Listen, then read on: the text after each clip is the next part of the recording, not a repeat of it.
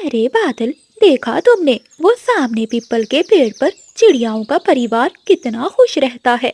अब इनकी खुशियाँ मुझसे हजम नहीं हो रही। वो अपनी बहू कोमल को पलकों पर बिठा कर रखते हैं। हाँ बिजली, देखा तो है। वो बूढ़ा चिड़ा अपनी बहू को बेटियों की तरह प्यार करता है। लेकिन तुम चिंता नहीं करो, हम उनके कान ऐसे भरेंगे कि उनके घर में चू चू नहीं बल्कि चीखें सुनाई देंगी। आज शाम से ही हम अपना काम शुरू कर देंगे। देखना, वो बुढ़िया अपनी बहू की जान की दुश्मन बन जाएगी। जंगल के सबसे सुंदर पीपल के पेड़ पर एक छोटा सा सजा सजाया घोंसला था, जहाँ कोमल चिड़िया अपनी बूढ़ी सास और ससुर के साथ रहती थी।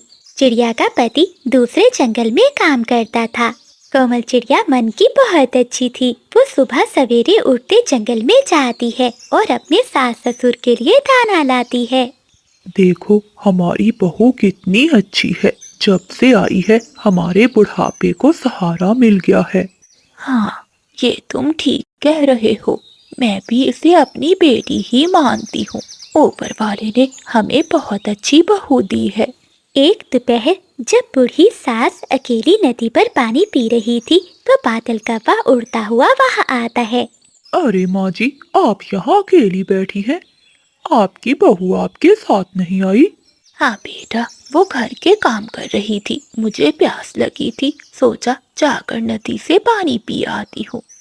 अच्छा, लेकिन माँ जी, मैंने तो अभी आपकी बहू को नदी के उस पार चीकू तोते और कबूतर के साथ बैठे देखा है। ये तुम क्या कह रहे हो?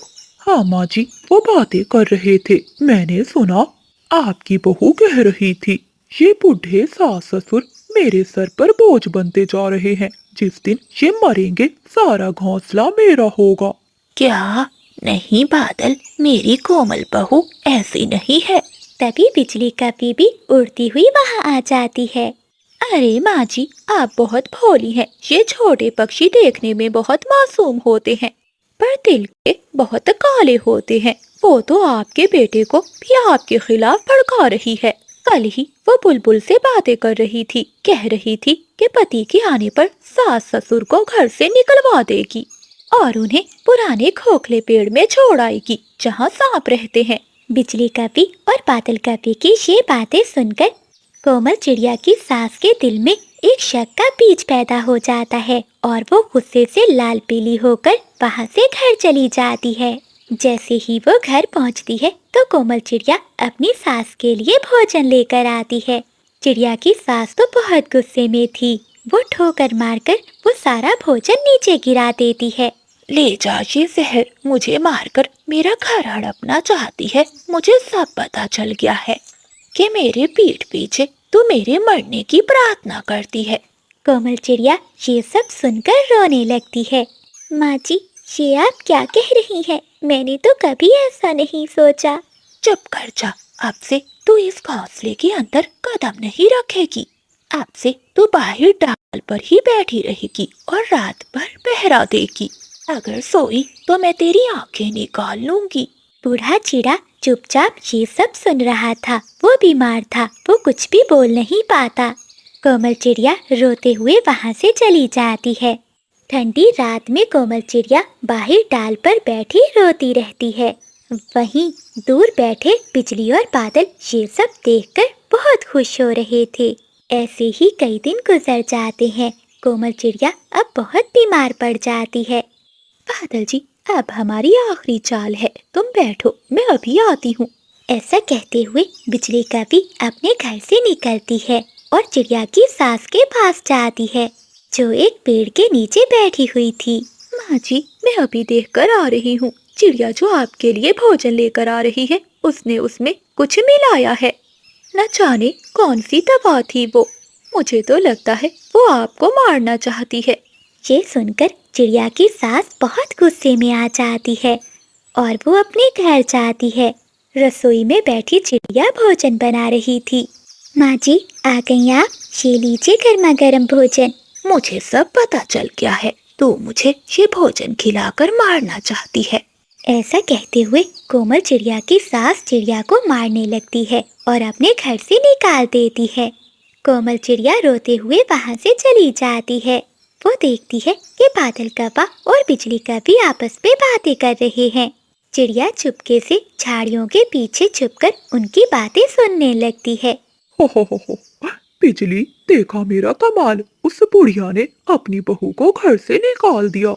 अब जब वो अकेली होगी, हम इसके घोंसले पर हमला करके इसे भगा देंगे और इसके अंडे और दाने खा जाएंगे।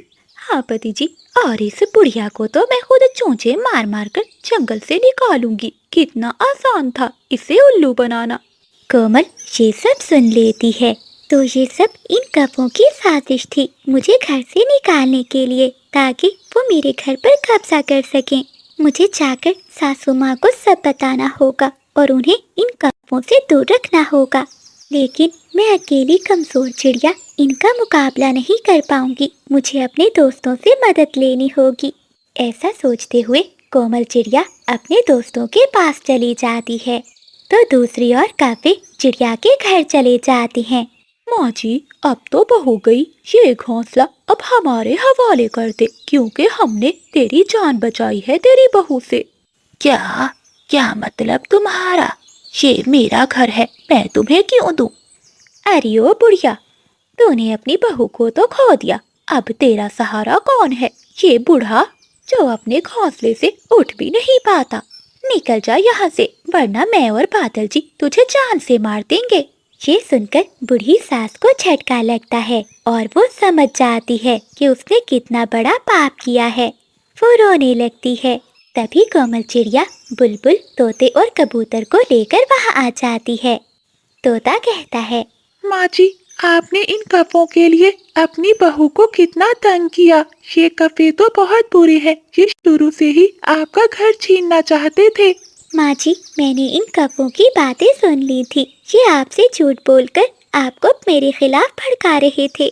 बादल कौवा और बिजली कौवी बहुत गुस्से में थे। वो बूढ़ी सास पर हमला कर देते हैं। तभी कोमल चिड़िया बीच में आती है और वो घायल हो जाती है। ये देखकर चिड़िया के दोस्त कौवों की खूब पिटाई करते हैं और उन्हें मार मार कर वहाँ से भगा देते हैं।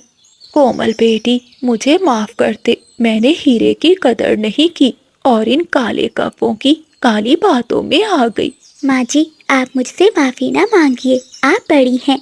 आपको मुझ पर भरोसा हो गया है, मेरे लिए यही काफ़ी है। तो प्यारे दोस्तों, बाहर के पक्षी हमेशा दूसरों के घरों में आग लगाते हैं, लेकिन घर तभी बचता है जब घर वाले एक दूसरे पर भरोसा रखें। चिड़िया की सास को अपने किए पर बहुत पछतावा होता है। अब उनका परिवार फिर से खुशियों भरा हो गया था। बादल और बिजली को अब उस पीपल के पेड़ की तरफ देखने की भी हिम्मत नहीं थी। तो प्यारे दोस्तों, अगर आपको ये कहानी अच्छी लगी है तो इसे शेयर करें और अपने घर वालों की कदर करें। सब्सक्राइब करना मत भूलिएगा। मिलते हैं अगली कहानी में। सागर वाले जंगल में कई दिनों से लगातार बारिशें हो रही थीं। जंगल के सभी पक्षी अपने अपने घरों में छुपे बैठे थे। कोमल चिड़िया ने भी अपनी बेटी मीना को भोजन खिलाकर सुला दिया था। दूसरी ओर बिजली कौवी को बहुत भूख लगी थी। वो अपने पति से कहती है, उठ जाओ बादल, मेरा भूख से बुरा हाल है। क्या हुआ तुम्हें? अभी तो मीठा फल खाया है, फिर से भूख लग गई तुम्हें? क्या करो पति जी, ऐसे ठंडे ठंडे मौसम में मुझे भूख बहुत ज्यादा लगती है। अच्छा, तुम सोते रहो, मैं जाती हूँ अपना छाता लेकर और जंगल में किसी पक्षी को उल्लू बनाकर भोजन खाती हूँ। ऐसा कहते हुए बिजली कौवी अपना छाता उठाती है और घर से निकल जाती है। वो सबसे पहले चिड़िया के दरवाजे पर जाकर